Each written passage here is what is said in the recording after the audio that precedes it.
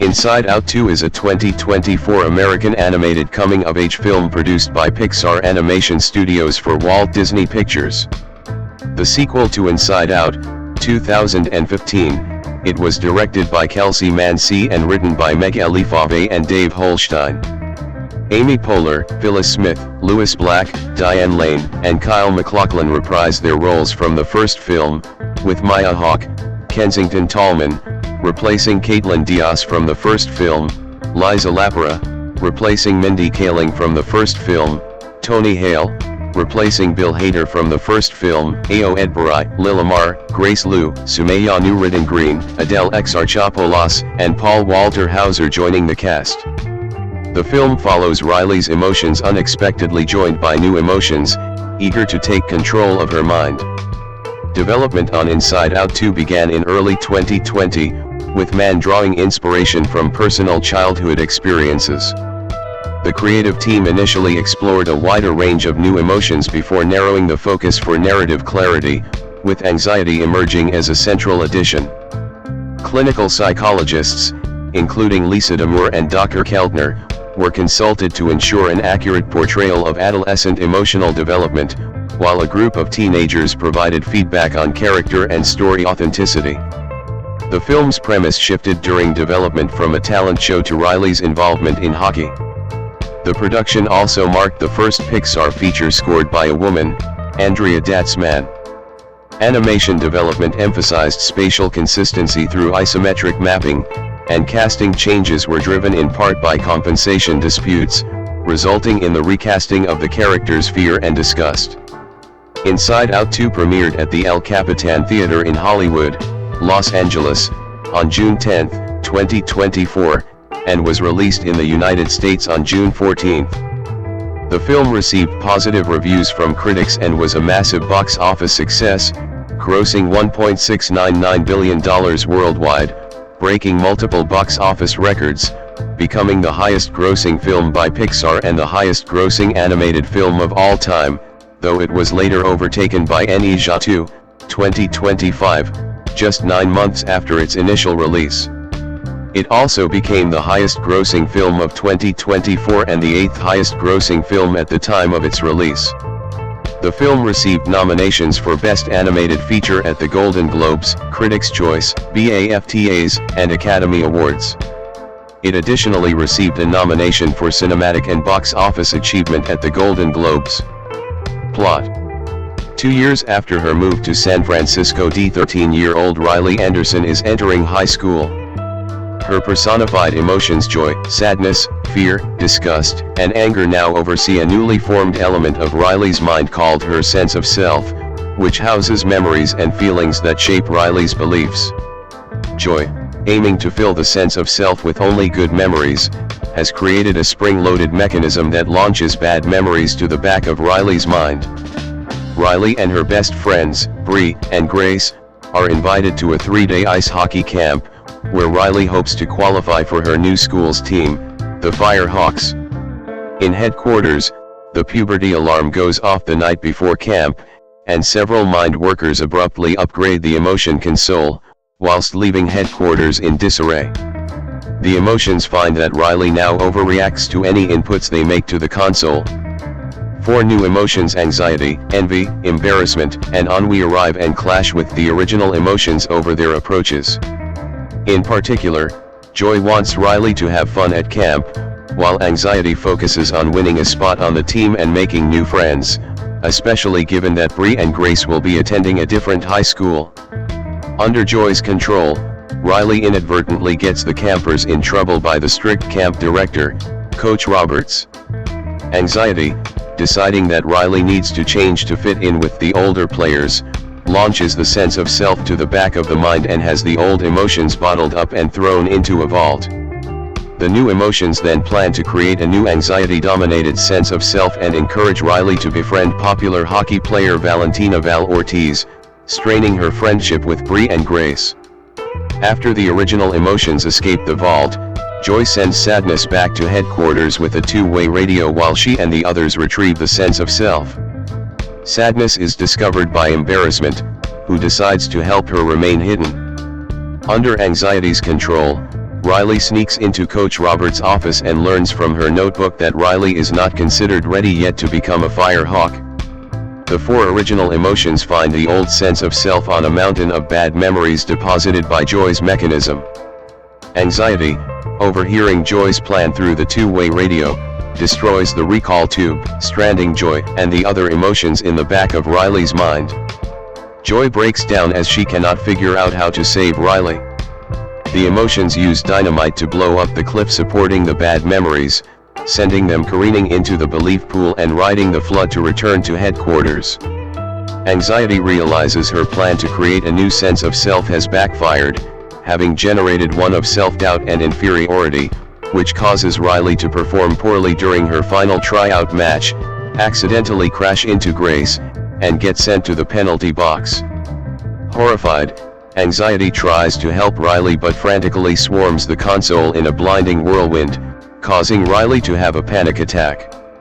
Returning to headquarters, Joy finds Anxiety still in control but paralyzed and heavily distressed. Joy convinces her that Riley doesn't need to change to have a better future. Anxiety relents and Joy reinstates Riley's original sense of self, but the panic attack persists. Anxiety apologizes to Joy, admitting that neither she, nor any of the emotions, gets to choose who Riley is. Joy, realizing that Anxiety is telling the truth, removes the first sense of self, allowing a new one to form from both Riley's good and bad memories.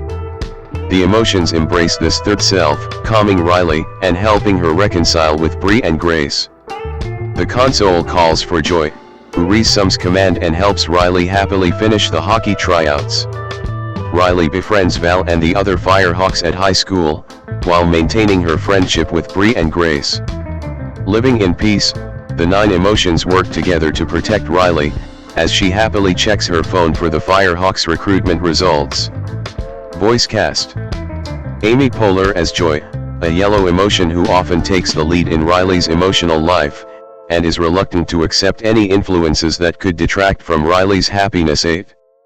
Phyllis Smith as Sadness, a blue emotion who helps Riley process upsetting experiences. 8. Lewis Black as Anger, a red emotion in charge of fighting to keep things fair for Riley, who also helps her channel her aggression when she plays hockey. 8. Tony Hale as Fear, a purple emotion responsible for protecting Riley from threats in the physical world. Hale replaces Bill Hader from the first film. 8. Liza Lapra as Disgust, a green emotion who deals with visceral aversion as well as gut reactions like responding to body language.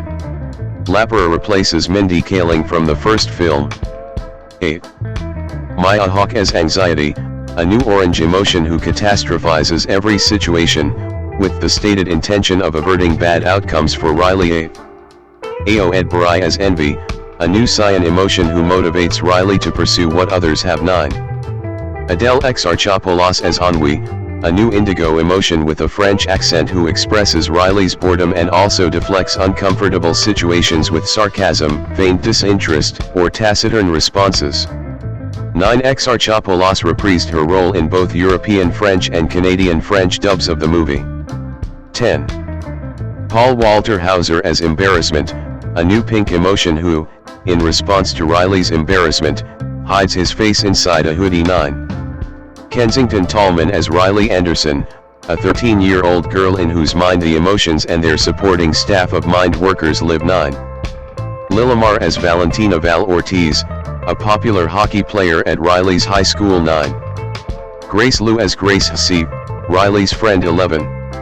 Sumaya Nuruddin Green as Brianna Bree Young, Riley's friend. 11. Diane Lane as Jill Anderson, Riley's mother. 8. Kyle MacLachlan as Bill Anderson, Riley's father. 8. Yvette Nicole Brown as Coach Roberts, head of the summer hockey camp. 9. Ron Funches as Bluffy, a character from Riley's favorite childhood TV show, Bluffy's House. 12. James Austin Johnson as Pouchy, a talking pouch who is similar to Backpack from Dora the Explorer and Toodles from Mickey Mouse Clubhouse. 13. Yanya as Lance/Blade, a heroic video game character whom Riley was infatuated with when she was younger. 12. Steve Purcell as Deep Dark Secret, a hooded robed burly figure with a timid personality 14. Paula Pell as Jill's anger 9. Pete Docter as Bill's anger 14. Dave Goles as Mind Cop Frank. Frank Oz as Mind Cop Dave. John Ratzenberger as Fritz, a mind worker mechanic who upgrades and maintains the console in headquarters. Flea as Jake. Bobby Moynihan as Forgetter Bobby. Paula Poundstone as Forgetter Paula. June Squibb as Nostalgia, a new beige emotion with an elderly appearance who fondly recalls past events, which due to Riley's youth are always quite recent. 1516. Additionally, television personality Sam Thompson cameos in the UK version of the film as security man Sam, a character who finds himself on a chase with the emotions. 17. Production. Development. After the critical and commercial success of Inside Out, 2015, Entertainment Tonight and The Guardian considered a sequel to be inevitable. 1819 Inside Out director Pete Docter was germinating ideas for a sequel while the original film's nominations were unveiled at the 88th Academy Awards in January 2016. 20 Development on Inside Out 2 began in January 2021 after director Kelsey Mann revisited photos of one of his childhood birthday parties. 22 Pixar officially confirmed the sequel's development during the D23 Expo announcement in September 2022, with Amy Poehler coming on stage to discuss the film alongside Pete Docter. 23 Man was announced as the director of the sequel, with Mark Nielsen producing, while Meg Elifave was announced to write the film's screenplay, returning from its predecessor. 24. To utilize truthful world building, Mann used Docter's 5 to 27 emotions idea from the first film that he pitched during its production. 25 Mann's first pass included 9 new emotions to make Joy feel overwhelmed with all the new emotions showing up, but felt that the story could not keep track with so many emotions taking the spotlight or not adding to the story, so after the first screening, he decided to simplify the number. Among those emotions was schadenfreude, having joy at someone's expense, jealousy, and guilt, but the latter two influenced the film despite being removed, with Mann feeling that envy could relate to jealousy and how remnants of guilt could be found within anxiety's introduction, even giving anxiety some of guilt's baggage, which was inspired by that of Disneyland hotels. 26 The 2019 film Uncut Gems was cited as an inspiration for all of anxiety's scenes, especially the visually intensive ones. 27-28. Research and writing. The production team frequently consulted author and clinical psychologist Lisa Damour and used her books as guidance on accurately portraying how teenagers' emotions change during puberty. Professor of Psychology at the University of California, Berkeley, Dr. Keltner, who helped on the first Inside Out, returned as a consultant as well. Keltner served as a primary scientific advisor to the filmmakers, guiding them on which emotions should be introduced. While a character representing shame was initially developed for the narrative, it was ultimately omitted. This decision was influenced by Keltner's psychological assessment that shame is not a distinct primary emotion, alongside concerns that the character was too heavy for an animated feature. 29 Following these researches, Riley's image is modified to signify her pubescent transition for the sequel, including growth. 29. To assist with the development of the film, Pixar enlisted a group of 9 teenagers, who were dubbed Riley's crew, to provide feedback on the film to ensure it accurately portrayed modern teenage life. Their input led to the inclusion of the emotion nostalgia and influenced various scenes, including everyday elements of the emotions' lives and the transition from middle school to high school. 30-31 Nielsen and Mann were also inspired by their own daughters when crafting the film. As development on the story began during lockdown due to the COVID-19 pandemic, the two were able to gather personal research from studying their children, some of whom were Riley's age in the film. 32 Their perspective as parents helped in shaping the film and characterizing the emotions, especially joy. 29. Initially, the plot of the film was to involve a talent show, but that idea ended up being scrapped. After about 3 test screenings, Nielsen, Mann, and Elie Favre decided it was best to center the story on Riley playing hockey, as they felt it was a unique aspect of her character. The decision was also influenced by input Mann received from Turning Red director Domi Shi when he asked how to make the film unique from other teenage coming-of-age stories, including her own. 33 The scene where the old emotions are locked in a vault was originally longer but was trimmed down as several gags were cut out due to time constraints. 33. During production, several Pixar employees felt concerned after several of their films, including Lightyear, 2022, and Elemental, 2023, had financially underperformed. Thus the box office fate of Inside Out 2 was described as a life or death situation. For relatively late into the animation process, the production was affected by the concurring 2023 Writers Guild of America, BUGA, and SAG-AFTRA strikes. While Elio, 2025, had its release pushed back a year, Pixar was adamant about retaining Inside Out 2 to its scheduled release date, resulting in the largest crunch in the studio's history. 4. According to multiple undisclosed sources, this resulted in last-minute changes, in which Doctor stepped in as an uncredited co-director. 4. Casting. Amy Poehler reprised her role as Joy from the original film.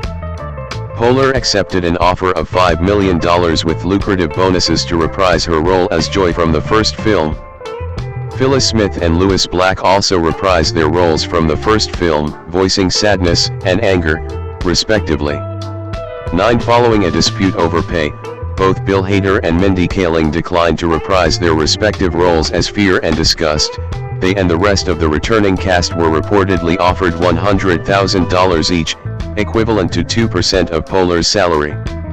34. On November 9, 2023, with the release of the teaser trailer, it was revealed that Tony Hale and Liza Laparo would replace Hader and Kaling as Fear and Disgust, respectively, while Maya Hawke joined the cast as Anxiety, a new emotion. 8 men auditioned Hawke via Zoom at the office of a back room in Epcot during a family vacation with his kids after Nielsen told him that Hawke was available to audition just then, with her anxious performance driving him to tears. 35. On January 16, 2024, it was revealed that June Squibb had joined the cast in an undisclosed role. 16 later revealed to be Nostalgia. 15. On March 7, 2024, Disney revealed that both Diane Lane and Kyle MacLachlan would reprise their roles as Mr. and Mrs. Anderson respectively, along with Ayo Edebiri, Adèle Exarchopoulos, Paul Walter Hauser, and Kensington Tallman joining the cast, with Edebiri, Exarchopoulos, and Hauser playing the other new emotions, envy, ennui, and embarrassment, respectively. 9. In addition, Tallman replaces Caitlin Diaz as Riley Anderson, while Lane reprises her role as Mrs. Anderson, and MacLachlan also reprises his role as Mr. Anderson. 9. John Ratzenberger reprises his role as Fritz, marking his first role in a Pixar film since Onward, 2020. 36. Also joining the cast in supporting roles are Lilimar, who plays a hockey player named Valentina, and Yvette Nicole Brown, who plays the coach of the hockey team, while Sumaya Nuruddin and Grace Liu play Bree and Grace, Riley's friends. 9/11. Animation. Story artist Rebecca McVeigh and lead editor Marissa Horwitz played key roles in refining the film's emotional beats. Due to the iterative nature of animated filmmaking, 37 sequences were frequently revised, with entire story segments being cut or reworked. Unlike live-action films, where editing primarily takes place after shooting, animation requires continuous interaction between departments. 37. One of the major challenges in animating Inside Out 2 was maintaining consistency in the film's three-dimensional space while working with hand-drawn storyboards. McVeigh noted that early in her career 37 she primarily thought in 2D, but working at Pixar required her to adapt to a more spatially aware approach. To ensure accuracy, she often created isometric maps of environments to determine camera placement and background visibility. 37. Music. Main article, Inside Out 2, Soundtrack. On March 7, 2024. With the release of the second trailer, it was reported that Andrea Datzman had composed the film's score, taking over for Michael Giacchino. 38. This made Datzman the first woman to score a Pixar feature film. 29. 39. The soundtrack album was released by Walt Disney Records on June 14, 2024, the same day as the film release. Inside Out 2 premiered at the El Capitan Theater in Hollywood, Los Angeles, on June 10, 2024 40, and was released in the United States on June 14, 2024. 23. It also screened at the 2024 Annecy International Animation Film Festival that same day. 41. The film was screened in various formats, including RealD 3D, IMAX, and Dolby Cinema. 42. Marketing. The teaser trailer for the film, along with the poster, was released on November 9, 2023. James Withbrook of Gizmodo and Inverse's Rodam Rusak highlighted the introduction of 3 other emotions in the poster: embarrassment, ennui, and envy. 43-44. The teaser was viewed 157 million times in its first 24 hours. It was the most watched animated film trailer until the teaser of Moana 2 surpassed that record in May 2024. E45. A clip from the film was also aired during the Super Bowl 58. 46. The second trailer, along with a new poster, was released on March 7, 2024. 47. This trailer also marked the debut of the standard variant of the 2023 Walt Disney Pictures logo, which was introduced the year before for the studio's centennial anniversary. 48. The first 35 minutes of the film were screened during the Walt Disney Studios presentation of first looks at their 2024 theatrical release slate at Cinemark on April 11, 2024. 49. As part of a partnership with Airbnb, a new rental home in Nevada just outside of Las Vegas modeled after headquarters in the film was listed on the website beginning on June 12, 2024. 50. Home media.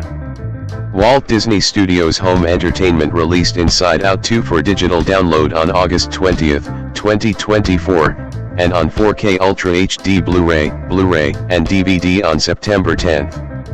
The Ultra HD Blu-ray and Blu-ray copies contain behind-the-scenes featurettes and deleted scenes with introductions by director Kelsey Mann. 51. The film was released on Disney Plus on September 25, 2024. 52. Inside Out 2 generated 30.5 million views worldwide on Disney Plus within its first 5 days. The release became the #1 film premiere year-to-date and marked the platform's most successful film premiere since Walt Disney Animation Studios' Encanto, 2021.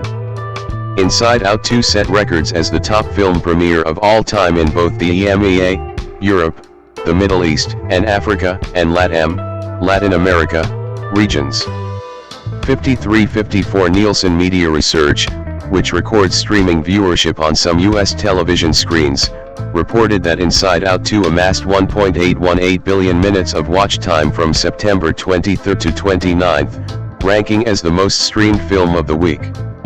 55-56. The following week, from September 30 to October 6, the movie was streamed for 908 million minutes, maintaining its position as the most streamed film. 57-58. From October 7 to 13, Inside Out 2 was watched for 513 million minutes, making it the third most streamed film that week.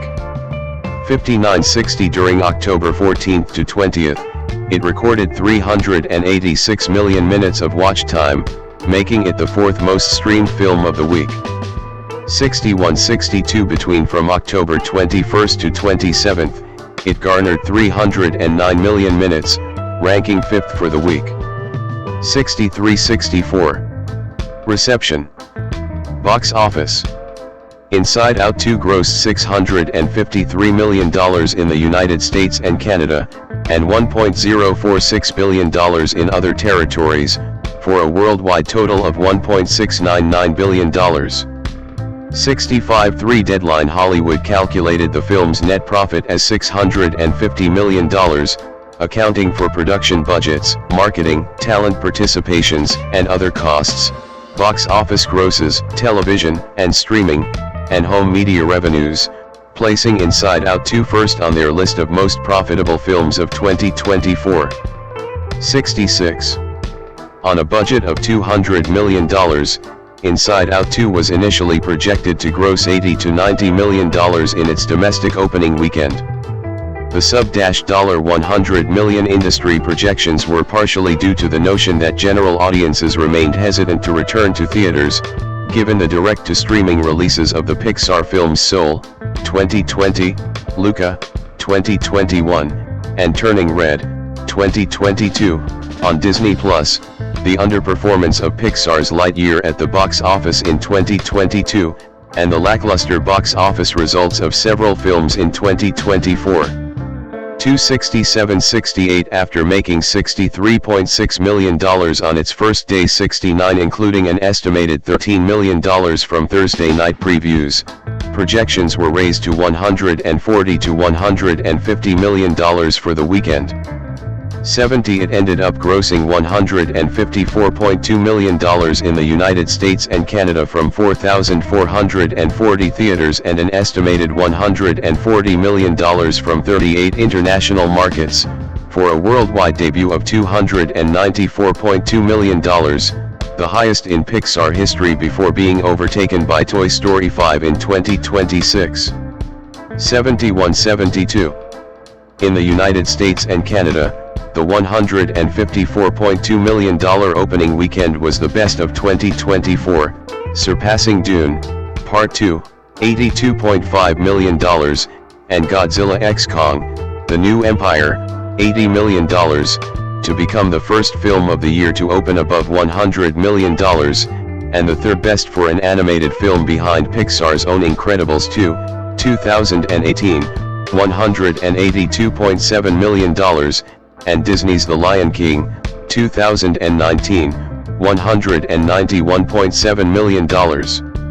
It was also the fourth best opening for a PG film after The Lion King, Incredibles 2, and Beauty and the Beast, $174 million. With an average ticket price of $12.53 overall and $10.36 for children, 12 million moviegoers saw the film in its first weekend, nearing the 13 million admissions for Barbie, 2023, in its first 3 days. It played strongly throughout the day. 22% of viewers attended before 1 p.m., 35% between 1 p.m. and 5 p.m., 26% between 5 p.m. and 8 p.m., and 17% after 8 p.m., benefiting from substantial walk-up business credited to its multicultural pull. Of the opening weekend audience, 36% identified as Hispanic and Latino. IMAX and premium large formats, PLFs, accounted for 43% of the earnings, while 14% came from 3D showings. 70-71-73 The film found momentum during the weekday, bringing its 7-day total to $255.2 million and reaching multiple box office milestones. 75 including the second highest grossing first Monday for a Pixar film, at $22.4 million, 76-77 the highest grossing first Tuesday for an animated film, at $28.8 million, 78-79 the third highest non-opening Wednesday after Star Wars, The Force Awakens, 2015, $38 million, and Star Wars, The Rise of Skywalker, 2019, $32.2 million, that doubled. As a record for the Juneteenth federal holiday since it began in 2021, at $30.1 million, 80-81 and the highest grossing first Thursday for a Pixar film, at $19.6 million. 82-83. The film made $101.2 million in its second weekend, a mere 34.4% drop to become the most profitable second weekend for an animated film, topping the $92.3 million earned by the Super Mario Bros. Movie, 2023, and the seventh best second weekend overall. Deadline Hollywood's Anthony D'Alessandro attributed the feat to heat waves and rainstorms prompting people to visit air-conditioned theaters. 84-85 during its third weekend, It beat newcomer A Quiet Place, day one to remain at the top of the box office with $57.5 million. 86-87 on the 4th of July, it crossed $500 million domestically, and during its fourth weekend, the film made $30.3 million, finishing in second behind Despicable Me 4. 88-89. Worldwide, the film surpassed the gross of its predecessor, $858.8 million, on June 27, 2024, after 16 days of release. 90 on June 30, 2024, it crossed the $1 billion threshold, becoming the first Disney animated film to do so since Frozen 2 in 2019. With this, Inside Out 2 equaled the record of The Lion King as the fastest animated film to cross $1 billion, doing so in 19 days. 91 on July 10, 2024, the film surpassed the global box office of Incredibles 2, $1.242 billion, to become the highest-grossing Pixar film. 92 The film broke various international box office records in Latin America, becoming the highest-grossing film in Brazil, Chile, Colombia, Mexico, and Uruguay. 93 On July 28, 2024, it surpassed Incredibles 2 as the highest domestic grossing animated film of all time. 94 On August 25, 2024, it became the second animated film to gross $1 billion internationally. 95 On September 1, 2024, it surpassed The Lion King to become the highest-grossing animated film of all time and the highest-grossing film released under the Walt Disney Pictures label. 74-96. The film remained as the highest-grossing animated film until Ne Zha 2, a Chinese animated film, overtook that position in February 2025.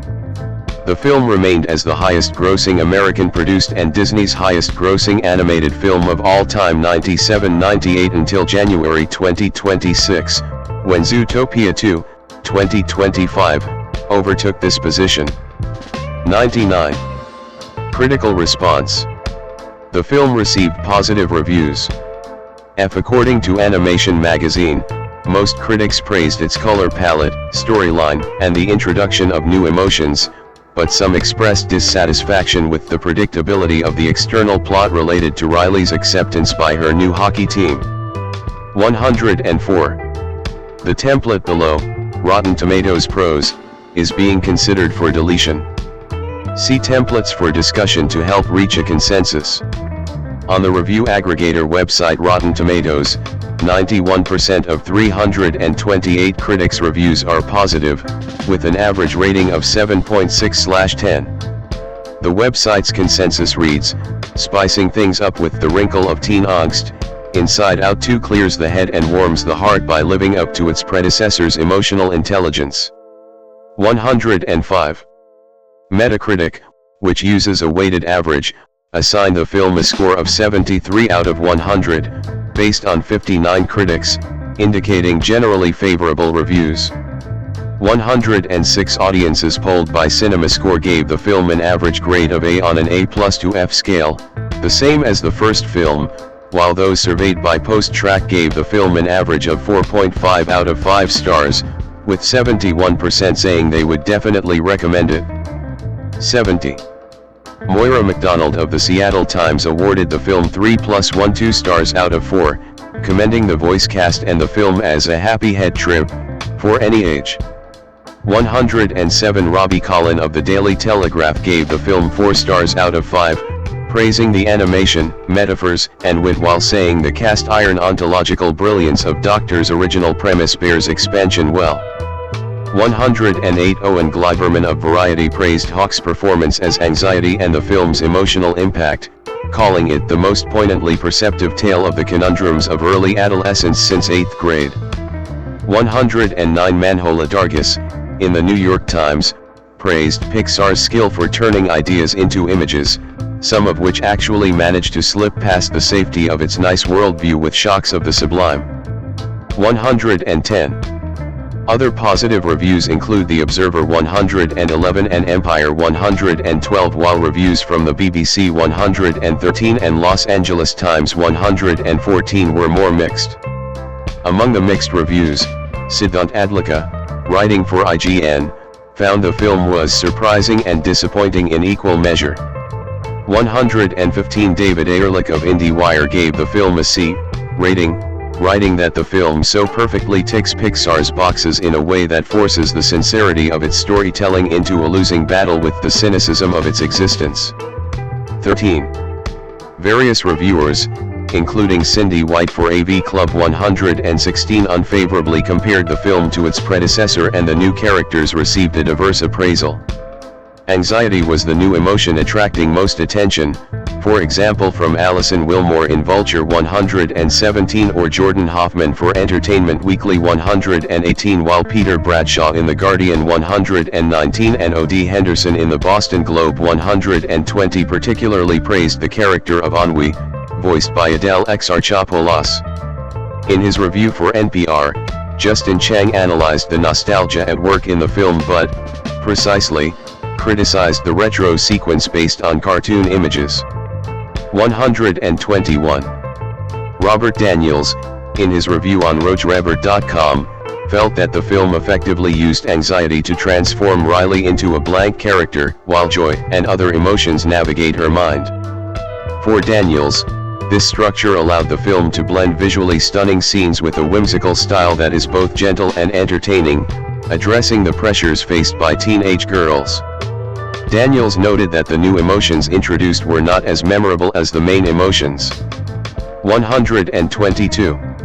Writing for Deadline, Damon Wise, however, was rather negative about the film and concluded, "Battle-weary parents of surly teens will have some fun here and there, especially when Ennui's blasé influence opens up a sarcasm in Riley's brain that makes everything sound, well, sarcastic. But, when all's said and done, the stakes are so minor, it's hard to imagine anyone will leave this desperate to see an Inside Out 3. 123. Accolades. Main article, list of accolades received by Inside Out 2. At the 97th Academy Awards, Inside Out 2 received nominations for Best Animated Feature. 124. The film is also nominated for BAFTA Award for Best Animated Film. 125. Critics' Choice Movie Award for Best Animated Feature. 126. And Golden Globe Award for Best Animated Feature Film. 127. At the 52nd Annie Awards, the movie received 7 nominations, including Best Animated Feature. 128. Possible sequel. Following the success of Inside Out 2, co-writer Dave Holstein revealed that discussions on at least one more potential sequel, Inside Out 3, were taking place at Pixar. Amy Meredith Poehler, /Poehler/Poelr, born September 16, 1971, is an American actress and comedian. Known for her roles in sketch comedy, sitcoms, and comedy films, she has earned acclaim and several accolades, including a Primetime Emmy Award, out of 26 nominations, and 2 Golden Globe Awards, as well as nominations for a Peabody Award and a Grammy Award. Poehler was included on Time's list of the 100 most influential people in the world in 2011 and received a star on the Hollywood Walk of Fame for her contributions to comedy in 2015.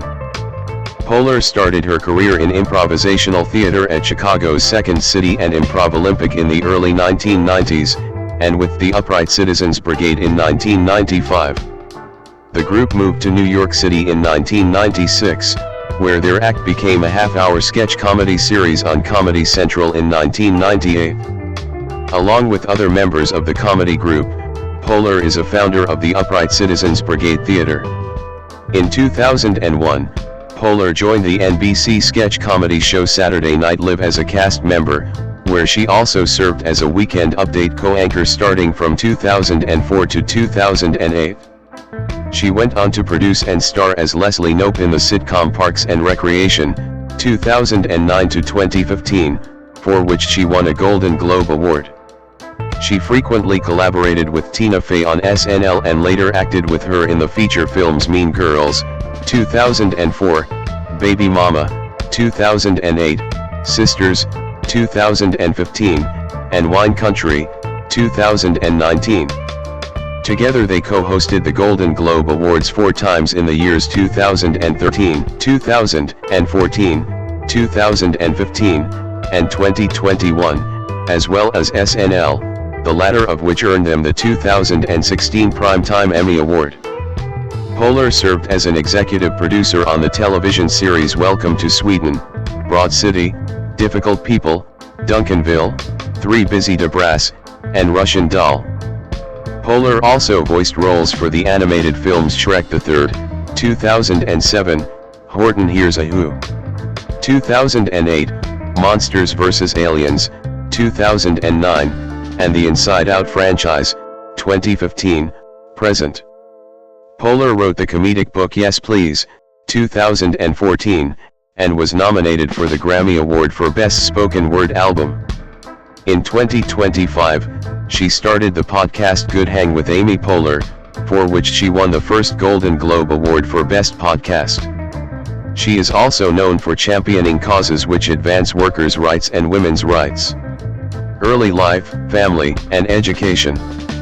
Poehler was born on September 16, 1971, in Newton, Massachusetts, a suburb of Boston. 2-3 Her parents, Eileen and William Poehler, are school teachers. 1-4 Poehler credits her father with encouraging her to break social protocols and take risks. 5 She has one younger brother, Greg, who is a producer and actor. 6-5 Poehler's ancestry is Irish, German, Portuguese, and English. Her Irish roots originate from the counties Sligo and Cork. 4 Her great-grandmother emigrated from Nova Scotia, Canada to Boston in the late 1800s. 7 She was raised as a Catholic. 8 Poehler grew up in nearby Burlington, Massachusetts, which she describes as a blue-collar town. 1-5 Her favorite performers and influences included sketch comedians Carol Burnett, Gilda Radner, and Catherine O'Hara. 9 When she was 10 years old, Poehler played Dorothy Gale in her school's production of L. Frank Baum's The Wizard of Oz. 10 The experience inspired Poehler's love of performing. 10-11 Poehler continued acting in school plays at Burlington High School. She also participated in other activities during her time in high school, including student council, soccer, and softball. After graduating from high school in 1989, she enrolled at Boston College. 12 During college, Poehler became a member of the improv comedy troupe My Mother's Fleabag. 1 She graduated from Boston College with a bachelor's degree in media and communications in 1993. 13 Career 1995 to 2000, career beginnings in improv comedy. Poehler's time studying improv in college inspired her to pursue comedy professionally. 14 After graduating from college, she moved to Chicago, where she took her first improv class, taught by Charna Halpern at Improv Olympic. 15 Early on, Poehler worked as a waitress and at other jobs to earn money. 14 Through Improv Olympic, Poehler learned from Del Close, and she was introduced to friend and frequent collaborator Tina Fey. 15-16 Poehler and Fey joined a Second City touring company at the same time, and Poehler went on to join one of Second City's main companies where Fey was her eventual replacement. 16 Matt Walsh, Amy Poehler, Matt Besser, and Ian Roberts at the Del Close Marathon in New York City in 2015. The Upright Citizens Brigade, UCB, formed as a sketch and improv group in Chicago in 1991. 17-18 Early members included Horatio Sands, Adam McKay, Ian Roberts, Neil Flynn, and Matt Besser, although the membership was not static. 17-18-19 McKay left the fledgling group in 1995 and Poehler became his replacement. 17-18 In 1996, a core group of 4 UCB members, Poehler, Besser, Roberts, and Matt Walsh, moved to New York City. 1920-21 The UCB4 began performing shows at small venues around the city which evolved into 4 regular live shows after a few months. 17 To earn money outside of the shows, UCB taught improv classes. 17 Poehler also started making appearances on Late Night with Conan O'Brien, often playing her recurring role as Andy Richter's younger sister, Stacy. 822. In 1998, Comedy Central debuted UCB's eponymous half-hour sketch comedy series. 17 During the show's second season, the group founded an improv theater/training center in New York City on West 22nd Street, occupying the space of a former strip club. 17 The UCB Theater held shows 7 nights a week, in addition to offering classes in sketch comedy writing and improv. 8 In the summer of 2000, Comedy Central canceled the Upright Citizens Brigade program after its third season. 19 Although the UCB Theater continued to operate. 23 Poehler, Besser, Roberts, and Walsh are considered the founders of UCB and have been credited with popularizing long-form improv in New York. 17 24 25 By 2011, UCB had 2 theaters in New York and a theater in Los Angeles with 8,000 students taking classes per year. 17. In 1999, Poehler and Tina Fey provided voices for the video game Dear Avenger 2, Dear in the City. 26 In 2000, still unknown at the time, she appeared on the cover of the single You Can Have It All by American indie rock band Yo La Tengo. 27 In 1999, Poehler had a small role in the film Deuce Bigalow, Male Gigolo. 28 The following year, she was cast in the film Wet Hot American Summer. 29 Wet Hot American Summer was the first film from David Wayne, who cast Poehler based on her work with Upright Citizens Brigade. 29 The film, which cost only $1.8 million to make, was not a success initially when it was released in 2001. It gained a following after its release on DVD. 29. 2001, present, Saturday Night Live and film work. Cast member, 2001 to 2008. From left to right, Fred Armisen, Amy Poehler, Lorne Michaels, Seth Meyers, and Jason Sudeikis stand in a line. Michaels holds an award. SNL colleagues Fred Armisen, Poehler, Lorne Michaels, Seth Meyers, and Jason Sudeikis at the Peabody Awards in 2008. Poehler joined the cast of Saturday Night Live, SNL, at the start of the 2001 to 2002 season, after Tina Fey had tried to recruit her for SNL for years. 16 Poehler made her debut in the first episode produced after the 9/11 attacks. She was promoted from featured player to full cast member in her first season on the show, making her the third cast member and first woman to earn this distinction. 31 Poehler's recurring characters included hyperactive 10-year-old Caitlin, one-legged reality show contestant Amber, and Bronx Beat talk show co-host Betty Caruso.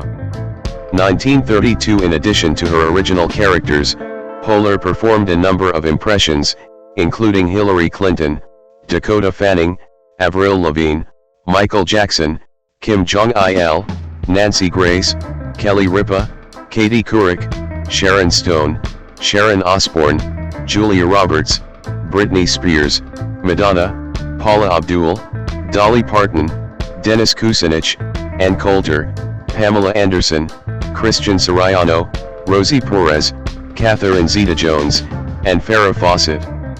1932.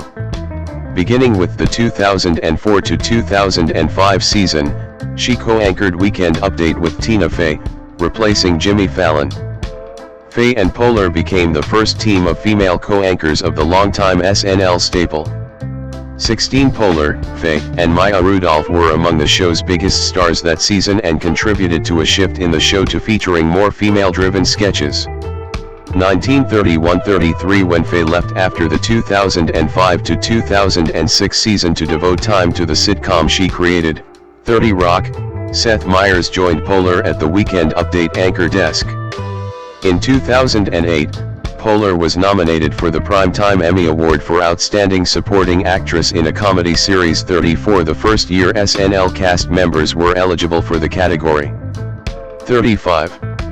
The SNL premiere of the 2008 to 2009 season opened with Fey and Poehler as Sarah Palin and Hillary Clinton, respectively, discussing sexism in political campaigning.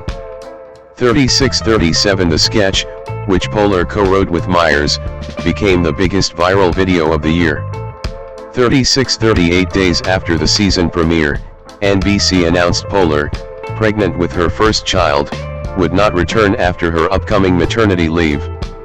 39 On the October 25th episode, Myers announced during Weekend Update that Poehler was in labor. At the end of Weekend Update, special guest Maya Rudolph and cast member Kenan Thompson sang a custom rendition of Can't Take My Eyes Off You for Poehler. 40 Poehler had been rehearsing for that week's show until the day before the birth. 40. After giving birth, Poehler appeared during a pre-taped SNL Presidential Bash 08 primetime special on November 3. 41-42 Despite the prior announcement that Poehler would not return after her maternity leave, she came back for 2 more live episodes. 43-44 During the December 13th Weekend Update, Poehler announced that it was her last show. 44 Saturday Night Live aired a special, The Best of Amy Poehler, in April 2009. 45 For the 2008 to 2009 season finale, Poehler returned to co-host Weekend Update and joined host Will Ferrell's version of the Billy Joel song Good Night Saigon. 46-47. Off-camera, Poehler was a prolific writer.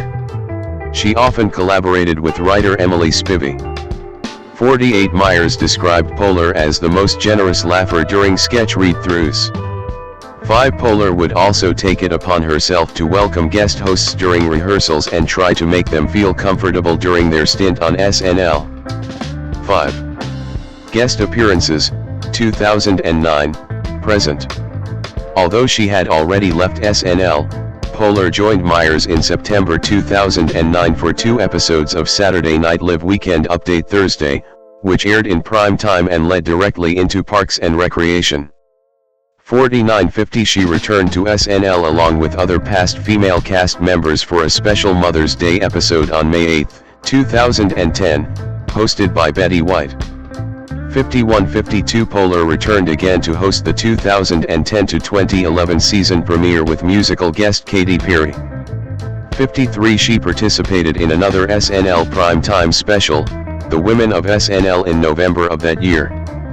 54 Poehler also returned sporadically for appearances on Weekend Update with Myers, as well as in sketches when Jimmy Fallon, 2011, and Maya Rudolph, 2012, hosted.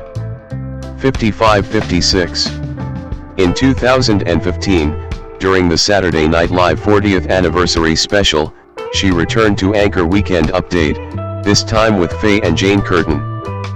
57 Later that year, Poehler co-hosted an episode of the show during season 41, alongside Faye.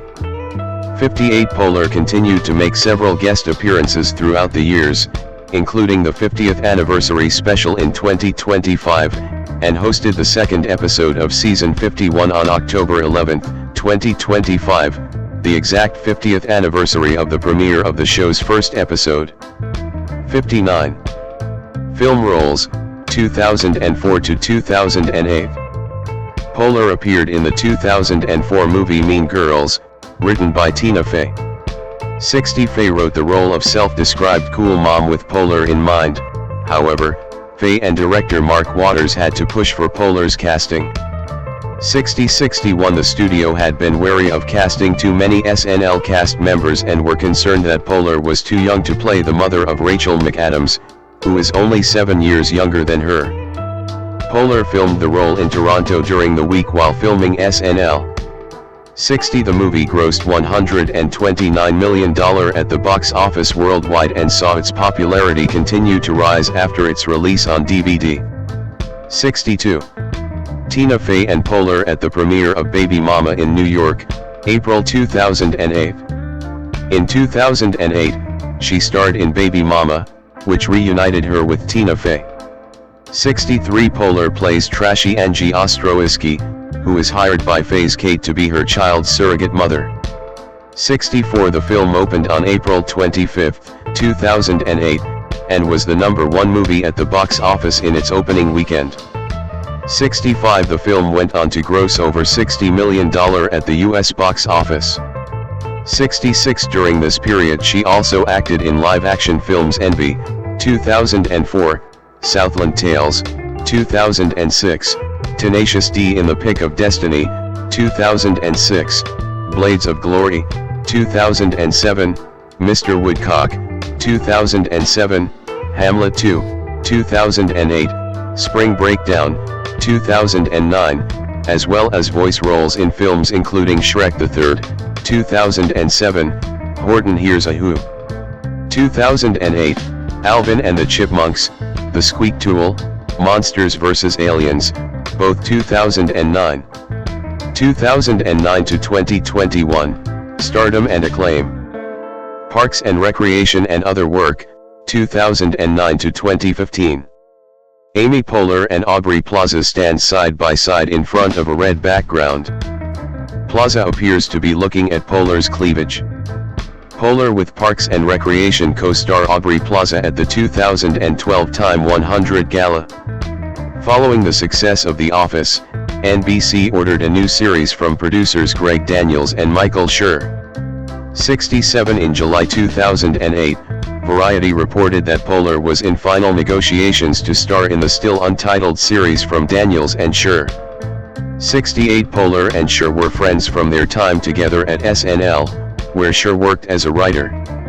69. Signing Poehler, who was pregnant with her first child, meant the new series would have to forego a promised post-Super Bowl debut and cut its first season short, but Daniels and Schur chose to push back the series for Poehler. 69-70. On July 21, 2008, NBC announced Poehler's new series, Parks and Recreation, saying the project would not be a direct spin-off of The Office, as previously speculated. 67. Parks and Recreation premiered on NBC on April 9, 2009, at 8:30 p.m. between two episodes of The Office. 71-72. An ensemble cast including Aziz Ansari, Rashida Jones, Chris Pratt, Aubrey Plaza, Paul Schneider, and Nick Offerman joined Poehler. 69. Poehler played Deputy Director of the Parks Department Leslie Knope in the fictional city of Pawnee, Indiana. After the first season had received a mixed reception, the show's second season received more positive reviews. 73. One key change between seasons 1 and 2 was to distinguish the character of Leslie from Michael Scott, the central character of The Office. 69-73. Parks decidedly downplayed Leslie's ditziness from the first season and emphasized her intelligence, work ethic, and earnest nature instead. 69-73. A second season episode, Galentine's Day, included a new holiday Leslie created celebrating female friendship on February 13th. Galentine's Day has since transcended the show with real-life celebrations. 74-75. Adam Scott and Rob Lowe joined the show at the end of the second season, with Scott playing Leslie's eventual husband, Ben Wyatt. 76. At the end of filming the second season, Poehler was once again pregnant. The show began producing the first 6 episodes of season 3 without a break to accommodate her pregnancy. 76-77-78. Poehler was nominated again for the Primetime Emmy Award for Outstanding Lead Actress in a Comedy in 2011. 79. That same year, the show won a Peabody Award for developing a hilarious venue to explore the good side of American democracy in an age when that side is so rarely on display. 80. The show was a success with critics, but its future was still uncertain. 2 episodes were written that could serve as series finales if it was cancelled, including the mid-season episode where Leslie and Ben get married. 81. The show was ultimately renewed for a 6th season in May 2013. 82. Poehler was nominated for an Emmy Outstanding Lead Actress in a Comedy in 2013 for her work in Season 5. Season 6 included the show's 100th episode, Second Chance, co-written by Poehler and Schur. 83. In 2014, she won the Golden Globe for Best Actress in a Television Series, Comedy at the 71st Golden Globe Awards, which she co-hosted with Tina Fey. 84. In the middle of Season 6, Polar and Cher decided that it felt like the right time to plan the end of the show. They met with representatives from NBC, who agreed. The show was renewed for a final 13-episode season. 81 Polar and Cher co-wrote the final episode of the series, One Last Ride, which aired on February 24, 2015. 76. Amy Poehler faces forward wearing a light blue blazer. She holds a small circular award by its base. Poehler at the 2012 Peabody Awards. By season 5, in addition to starring on Parks and Recreation, Poehler was also a producer. 85 Behind the scenes, Poehler started a tradition of inviting the show cast and crew to a group dinner the last night of any location shoot. 5 Poehler would start impromptu dance parties in the makeup trailer on set. 86 Poehler wrote several episodes throughout the series, starting with the season 2 episode Telethon. 87-88 other episodes she penned include The Fight, season 3, 88 The Debate, season 4, 89 Second Chance, season 6, and the finale One Last Ride. Producer Dan Goer praised Poehler's writing as exceptionally good and theorized, "If Amy Poehler submitted a blind script to any staff, she would be hired." 90. Poehler's writing of The Debate was recognized with nominations for the Primetime Emmy Award for Outstanding Writing for a Comedy Series and the Writers Guild of America Award for Television, Episodic Comedy. 3491 In addition to writing The Debate, Poehler also directed the episode. 89 Additionally, she directed the episodes Article 2, Season 5, 92 and Grizzlowbox, Season 7. 93. Golden Globe Awards host, 2013 to 2021. Poehler and Faye co-hosted the Golden Globe Awards ceremony for the first time in 2013. The program was watched by 20 million viewers, a 17% increase over the previous year. 16 The pair co-hosted again in 2014 as part of a 3-year contract. 94-95 Gilbert Cruz of Vulture wrote, "They killed it last year with their opening monologue and they did so again this year." 96. The 2014 show garnered its highest ratings in 10 years. 84. Before the 2015 Golden Globes, Poehler confirmed it would likely be the last time she and Faye hosted. 94 Rolling Stone wrote afterward that the pair left no superstar unscathed during their riotous opening monologue in which they casually roasted the assembled masses. 97 At the 2020 Television Critics Association Winter Press Tour, NBC announced Poehler and Faye would host the Golden Globes again in 2021. 98 Because of the COVID-19 pandemic, Poehler and Faye hosted the Golden Globes from separate locations with Poehler in Los Angeles and Faye in New York City. 99. Acting roles and television work, 2009 to 2015. During this period she starred in the live-action comedy films ACOD. 2013, They Came Together, 2014, Sisters, 2015, and The House, 2017. 3 101 Poehler has also voiced several characters in animated films. Her voiceover credits include Hoodwink 2, Hood vs. Evil, 2011, Alvin and the Chipmunks, Chipwrecked, 2011, The Secret World of Variety, 2012, B-102 Free Birds, 2013, and Inside Out, 2015.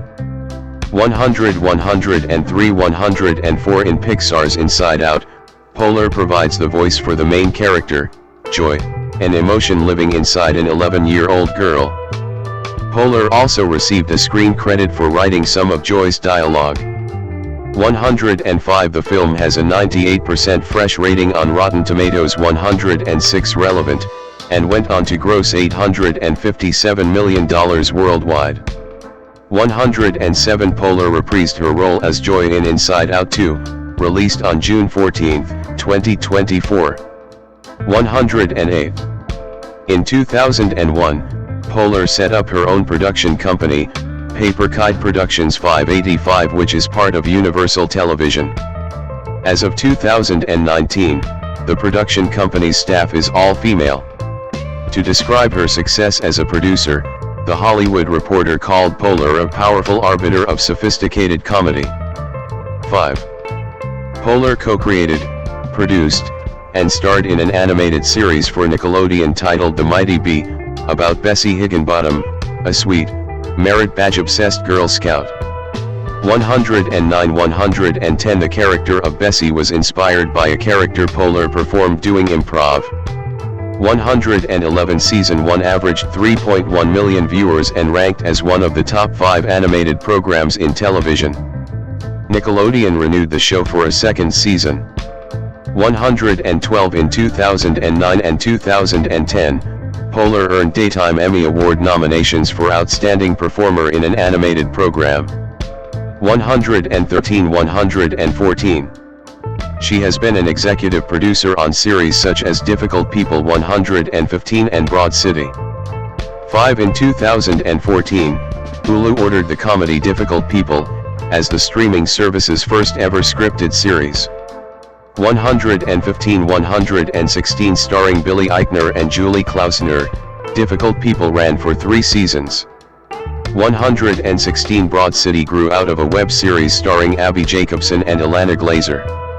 Jacobson and Glazer used their connections at UCB to approach Poehler about starring in the finale of their web series. Poehler agreed to appear in it and then joined Jacobson and Glazer to executive produce a television series.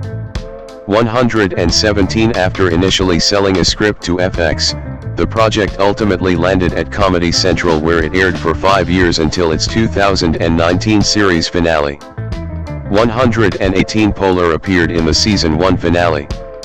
119. Welcome to Sweden is a Swedish sitcom that premiered in March 2014, and began airing on NBC in the United States 3 months later. It is based on the experiences of Greg Poehler, who moved with his girlfriend to her native country of Sweden in 2006. 120 The series was cancelled by NBC on July 28, 2015, after 2 seasons due to low ratings. 121 Amy Poehler makes cameo appearances in multiple episodes as herself as a celebrity client of her brother's character, a former New York tax accountant. She is also co-executive producer with him. 122. 2019, present, career expansion. Directorial debut and other work.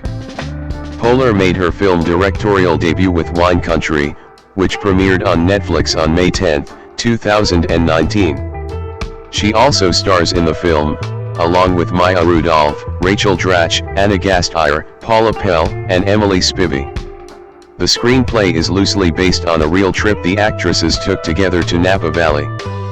Poehler directed the film adaptation of the 2017 novel Moxie by Jennifer Matthew, also for Netflix, which was released on March 3, 2021. 123 5 In 2022, Poehler directed Lucy and Desi, a documentary film about the lives and relationship of Lucille Ball and Desi Arnaz. The film premiered on January 21, 2022, at the Sundance Film Festival and was released worldwide on Amazon Prime Video on March 4, 2022. The film includes home audio recordings of Ball and Arnaz that had not before been made public, as well as interviews with their 2 children, Lucy Arnaz Luckenbill and Desi Arnaz Jr., Lucy's brother Fred Ball, Carol Burnett, Bette Midler, and Norman Lear, among others. The film was well received, with a 94% rating on Rotten Tomatoes. 124 Poehler was nominated for an Emmy Award for Outstanding Directing for a documentary/nonfiction program. The film was nominated for a total of 6 Emmy Awards, winning 2. Work as an executive producer. In March 2017, NBC ordered to series a Poehler-produced crafting series, then titled The Handmade Project. 125 The show, retitled Making It, debuted on NBC on July 31, 2018 with Poehler and her Parks and Recreation co-star Nick Offerman as co-hosts. 126 127 The debut episode tied for the highest rated premiere of summer 2018 and earned Poehler and Offerman a Primetime Emmy nomination for Outstanding Host for a Reality or Competition Program. 128 129 The show returned for a second season which aired in December 2019. 129 NBC has picked up making it for a third season. 98. Poehler, along with Natasha Lyonne and Leslie Headland, created and executive produced the comedy-drama series Russian Doll for Netflix. 130 131 The series premiered on February 1, 2019. 132 The genesis of the series started 7 years earlier after Poehler remarked Lyonne was always the oldest girl in the world. 131. Poehler and Lyonne liked the idea of a female character being many things at once but joked the only way to have a female character that complex would be to redo the part repeatedly. 130 The idea evolved into the series where Lyonne's character dies repeatedly on her 36th birthday. 130 Poehler, Lyonne, and Headland put together an all-female team of writers and directors. 130 133 The series debuted on Netflix with a 100% fresh rating on the ratings aggregate website Rotten Tomatoes. 131 As of December 28, 2020, the rating remained at 97%. 134. In June 2016, BBC America announced it is developing a scripted series called Zero Motivation. The project is being executive produced by Brooke Posh and Poehler. 135 Poehler is an executive producer on the upcoming series Three Busy to Brass, a comedy series being produced for Adult Swim that stars Mitra Jouhari, Alyssa Stoneha, and Sandy Honig. 5 In addition to serving as an executive producer, Poehler also provides the voices for 2 main characters in the series Duncanville, which premiered on Fox on February 16, 2020. 136 137. Podcast. Poehler's weekly scripted podcast series, Say More with Dr. Sheila, was released on September 21, 2023. 138 On February 10, 2025, it was announced that she would be starting her own new podcast entitled Good Hang with Amy Poehler. 139 It premiered on March 18, 2025, and is produced by Spotify's The Ringer and Poehler's Paper Kite Productions. 140 141 The episodes feature Loki interviews with Poehler's comedy friends. 141 and was the inaugural winner of Best Podcast in the 2026 Golden Globe Awards. 142. Personal life. Poehler married Canadian actor Will Arnett on August 29, 2003. 143 They met in 1996 when he saw one of her performances and they started dating 4 years later. 14 During their relationship, Poehler and Arnett worked together on several projects, including the series Arrested Development, the films Blades of Glory, Horton Hears a Who, and The Secret World of Ariety. Poehler and Arnett announced their separation in September 2012 144 and Arnett filed for divorce in April 2014 145 which was finalized in July 2016. 146 147. Poehler and Arnett have 2 sons, Archie Arnett, born October 25, 2008 148 and Abel Arnett, born August 6, 2010. 149 Poehler lives with her children in Los Angeles. 5 She praised her children's nannies as part of her Time 100 speech for helping to take care of them and allowing her to balance her career and family. 150. From 2013 to 2015, Poehler dated fellow comedian Nick Kroll. 151 She has been dating Joel Lovell since 2024. 152. In 2016, Poehler received a letter from the city of Beverly Hills for her excessive water usage during the state of California's drought that year. Polar's property usage between May 14 and July 14 exceeded 170,000 US gallons, 640,000 L, 140,000 imp gal. 153. Polar is a fan of the Beastie Boys. She has a role as a disgruntled cafe patron in the music video for the group's song Make Some Noise, which was nominated for the MTV Video of the Year in 2011. 154. Polar wrote a chapter in the Beastie Boys book that reviews 17 of the group's music videos. 155. In the chapter, Polar states, "Beastie Boys mean a great deal to me. Their music was the soundtrack I heard while I sat in my room, drank in the woods, and rode my bike to my dead-end job." 156. She is also featured as a voice on the audio version of the book. Polar has detailed her severe, exhausting experiences with sleep apnea and her use of a CPAP machine to address it, which she says helps you win at life, in her autobiography and in interviews. 157, 158, 159, 160, 161. Activism and beliefs. She is an active feminist.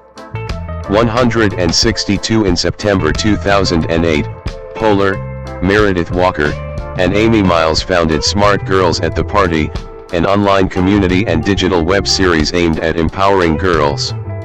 163, 164. The first season premiered online on November 17, 2008, with Maddle's Barbie signed on as the lead sponsor. 165. Smart Girls at the Party returned in 2012 as part of the YouTube Original Channel initiative that focused upon the creation of new content. The new Smart Girls at the Party YouTube channel went live on July 2, 2012, including new episodes of the series along with additional shows by Polar, Walker, and Miles. 166. 4 years after the launch of Smart Girls at the Party, digital network company Legendary Entertainment acquired ownership of the project. Polar said in a statement, "We at Smart Girls are excited to be working with Legendary and look forward to providing funny and inspirational content for all of the goofballs out there." 167. By the time of the deal, over 5 million views were registered on its YouTube channel and over 550,000 fans had liked the initiative on Facebook.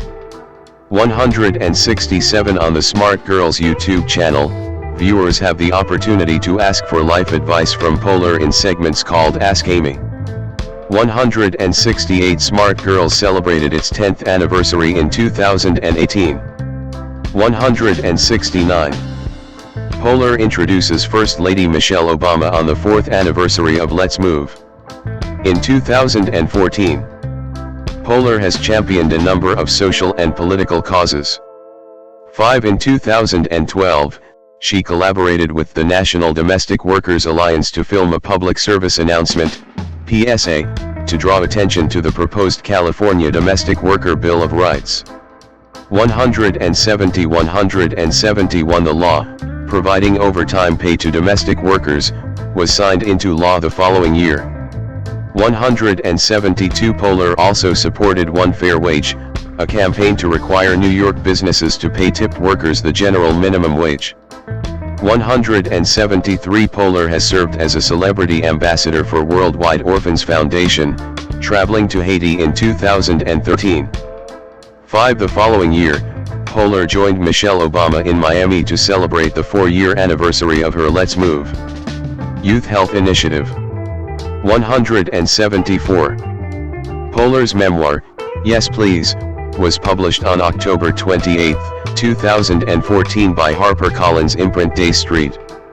175. She explained in a promotional interview with National Public Radio, NPR, that she was used to writing in characters and not really writing about myself. It was easier to share the early parts of my life rather than my own current events. Topics covered in the book include body image, parenthood, and learning about the limitations of physical appearance.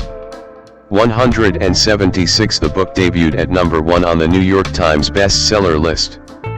3. Acting credits and accolades.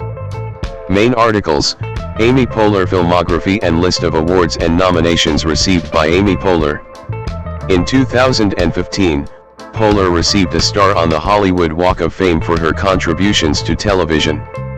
She won a Golden Globe Award for Best Actress in a Television Musical or Comedy Series in 2013 and a Critics' Choice Award for Best Actress in a Comedy Series in 2012. She and Faye won the 2016 Primetime Emmy Award for Outstanding Guest Actress in a Comedy Series for co-hosting SNL. In 2011, Poehler was included on Time's 100 Most Influential People in the World. 177. She also delivered the Class Day address to Harvard University's class of 2011.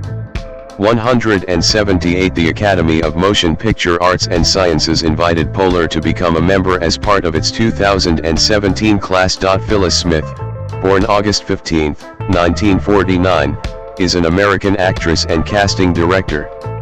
She is best known for playing Phyllis Vance in the television series The Office and her voice role as Sadness in Pixar's animated franchise Inside Out. Early life and education. Smith was born on August 15, 1949, in St. Louis, Missouri. 1. She graduated from Cleveland High School. 2. Smith graduated from the University of Missouri, St. Louis in 1972 with a degree in elementary education. 3. In the 1970s and 1980s, she was a dancer, a cheerleader for the St. Louis Cardinals football team, and a burlesque performer. 4. She said that there was no stripping, but I did wear feathers. 5. She was forced to quit dancing after suffering a knee injury. She later worked in Hollywood, California as an actress and in casting. Career. Smith was working as a casting associate under the direction of Allison Jones on the television series The Office, when she was offered the role of Phyllis Lapin, a character created specifically for her, a soft-spoken saleswoman who tended to disagree with pompous office manager Michael Scott. 4. She received Screen Actors Guild Awards in 2006 and 2007 for her performance in The Office in the category Outstanding Performance by an Ensemble in a Comedy Series. In June 2008, she appeared with the cast of The Office on Celebrity Family Feud. Citation needed. In 2011, Smith played a supporting role in the film Bad Teacher. In 2015, she voiced the character Sadness in the Pixar film Inside Out, receiving high critical praise for her performance. In 2016, she starred as Betty Broderick Allen in the Netflix series The OA. 6. She reprised her role as Sadness in Inside Out 2 in 2024. Louis Niles Black 1, born August 30, 1948, 2 is an American stand-up comedian and actor. His comedy routines often escalate into angry rants about history, politics, religion, and cultural trends. He hosted the Comedy Central series Louis Black's Root of All Evil and makes regular appearances on The Daily Show, delivering his Back in Black commentary segment, which he has been doing since 1996, when The Daily Show was hosted by Craig Kilburn. 3. He was voted 51st of the 100 greatest stand-up comedians of all time by Comedy Central in 2004 and was voted 5th in Comedy Central's Stand-Up Showdown in 2008 and 11th in 2010. In 2015, he appeared as the voice of anger in the Pixar film Inside Out, a role he reprises in the 2024 sequel.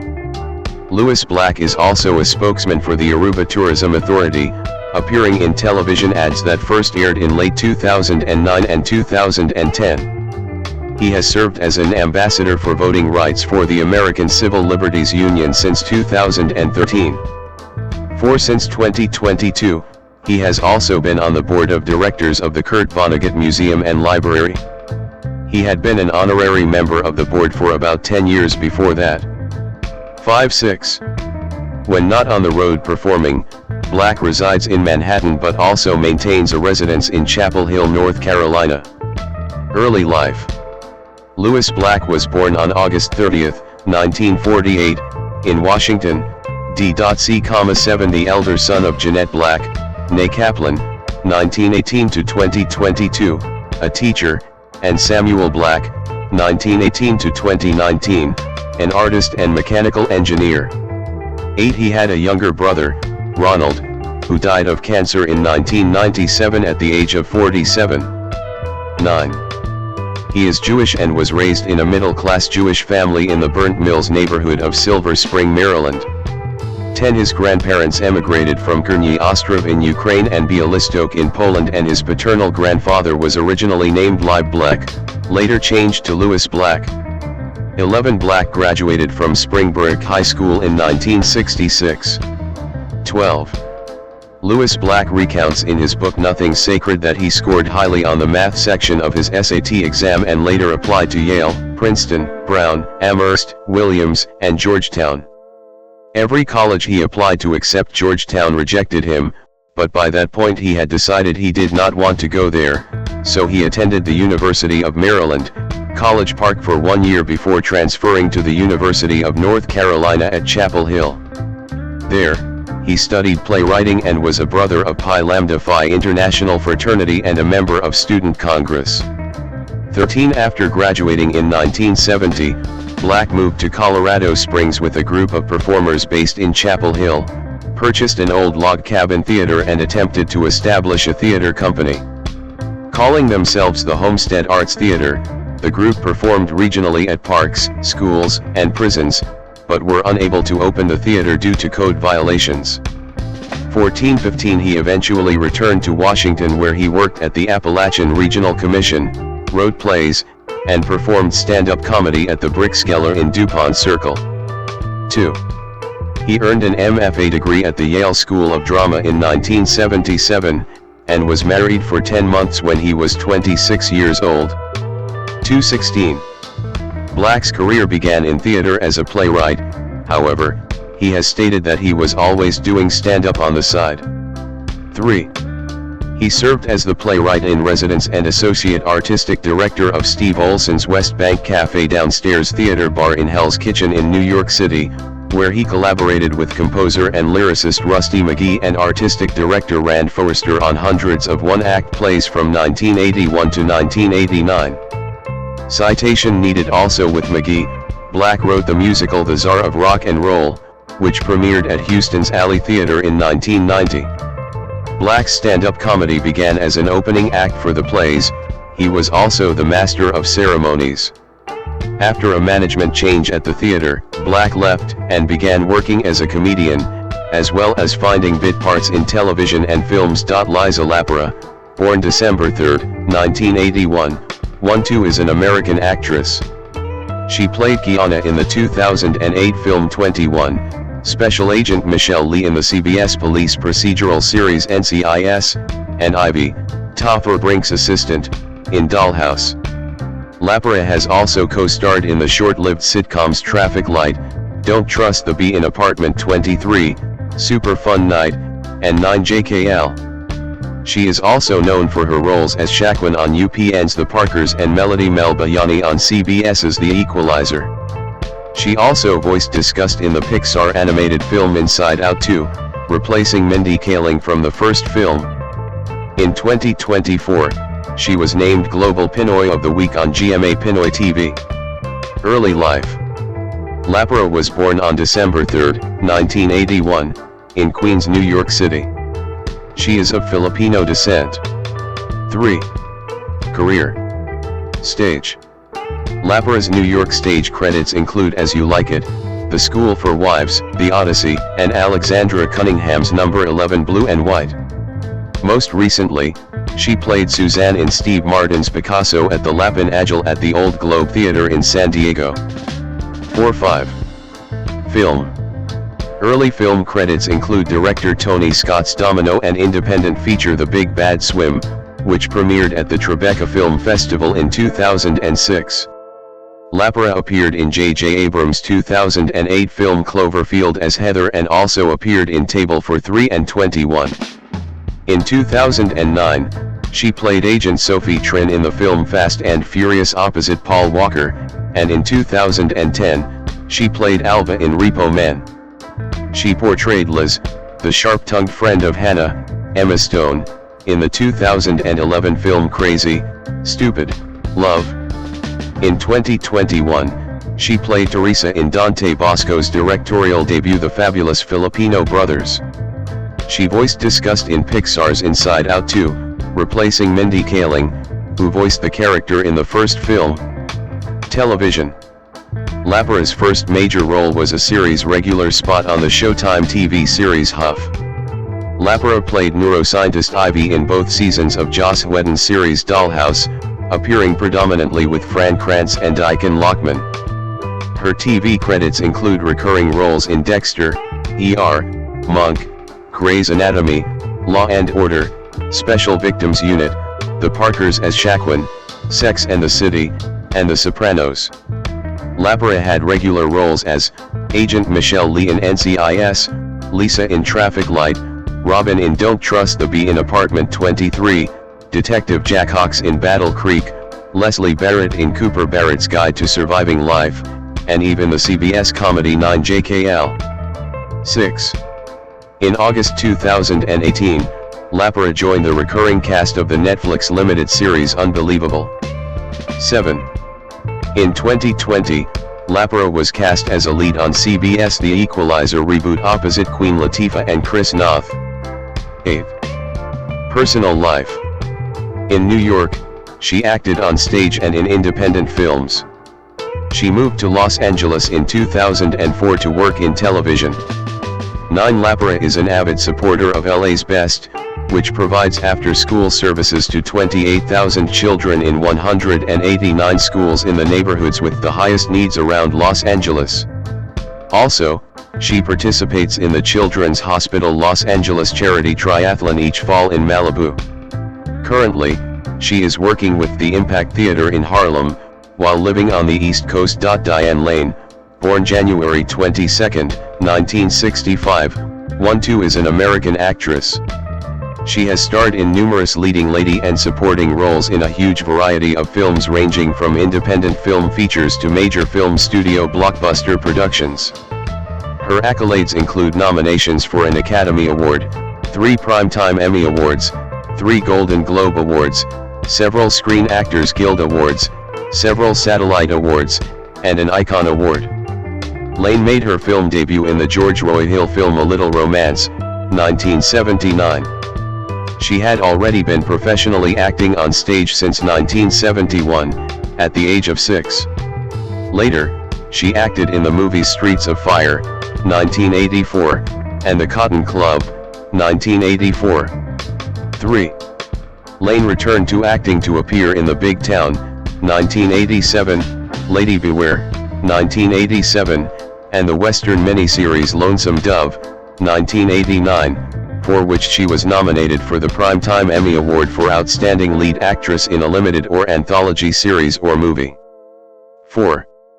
Lane earned further recognition for her role in A Walk on the Moon, 1999, for which she was nominated for the Independent Spirit Award for Best Female Lead. This was followed by several film roles of varying degrees of success, such as My Dog Skip, 2000, The Perfect Storm, 2000, The Glass House, 2001, and Hardball, 2001. Not verified in body. Lane received critical acclaim for her performance as an adulterous wife in the erotic thriller Unfaithful, 2002, which earned her a nomination for Academy Award for Best Actress. She then acted in the romantic comedy drama Under the Tuscan Sun, 2003, which earned her a second Golden Globe Award nomination. For much of the rest of the decade, she alternately appeared in romances such as Must Love Dogs, 2005, and Nights in Rodanthe, 2008, and thrillers such as Fierce People, 2005, Hollywoodland, 2006, and Untraceable, 2008. Lane has appeared in 4 films directed by Francis Ford Coppola: The Outsiders, 1983, Rumblefish, 1983, The Cotton Club, 1984, and Jack, 1996. She also appeared in 1 film directed by his late wife Eleanor Coppola, Paris Can Wait, 2016. Lane had a recurring role as Martha Kent, the adoptive mother of Superman, in Man of Steel, 2013, and subsequent films of the DC Extended Universe. Lane's later roles have included leads in the thriller Let Him Go, 2020, which was a top box office hit during the COVID pandemic, the Ryan Murphy series Feud, Capote vs. The Swans, for which she won a further Primetime Emmy nomination, the Scott Z. Burns anthology series Extrapolations, premiered 2023, for Apple TV+, the animated Pixar films Inside Out, 2015, and Inside Out 2, 2024, the Netflix series A Man in Full, premiered 2024, and the dystopian thriller film Anniversary, 2025, not verified in body, for which she received a Best Lead Actress Satellite Award. In October 2025, Lane was awarded the Icon Award at the Newport Beach Film Festival. Early life.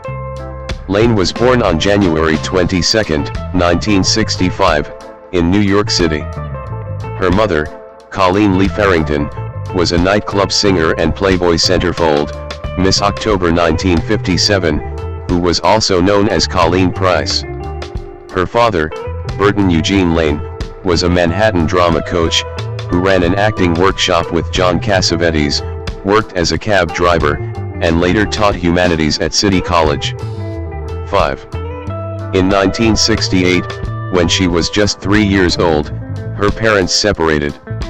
Lane's mother went to Mexico and obtained a divorce, while retaining custody of Lane until she was 6 years old. 5. Lane's father received custody of her after Lane's mother moved to Georgia. Lane and her father lived in a number of residential hotels in New York City, and she rode with him in his taxi. 6. In 1980, when Lane was 15, she declared her independence from her father and flew to Los Angeles for a week with actor and friend Christopher Atkins, with whom she starred the following year in the film Child Bride of Short Creek, 1981. Lane later remarked, "It was reckless behavior that comes from having too much independence too young." 6.